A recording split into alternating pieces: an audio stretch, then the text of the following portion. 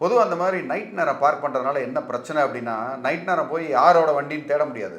நாளைக்கு ஏதோ ஒரு ஒரு ஆபத்தான சூழ்நிலை, ஒரு நெருப்பு பிடிச்சிருச்சு, இல்லை ஒரு ஆம்புலன்ஸ் யாராவது உயிருக்கு ஆபத்தாக இருக்கவங்க, இந்த மாதிரி பிரச்சனைகள்லாம் வரதுக்கு உண்டான வாய்ப்பு வந்து ரொம்ப அதிகம். இந்த மாதிரி சின்ன சின்ன தெருக்களில் வந்து பல நேரங்களில் உயிர் போகிறதுக்கு காரணமே இந்த மாதிரி கண்ணாமண்ணான் பார்க்கிங் பண்ணுறது தான்.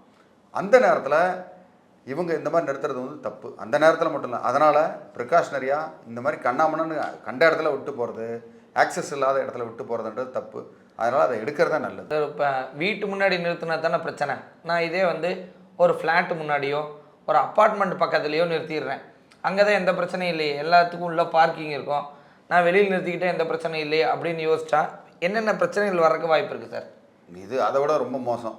அழகாக வந்து அந்த அசோசியேஷன்லேருந்து கம்ப்ளைண்ட் கொடுத்து யாரோ ஒருத்தவங்க இந்த மாதிரி நிறுத்திட்டு போயிட்டாங்க, இப்போ எங்கள் டோட்டல் கம்யூனிட்டியும் வந்து ஒரு ப்ராப்ளம் இருக்குது அப்படின்னு சொல்லி போலீஸ் கம்ப்ளைண்ட் கொடுத்து டோ பண்ணி போலீஸ் ஸ்டேஷன்லேயே கொண்டு விட்டுருவாங்க. இது அதை விட பெரிய ஆபத்து.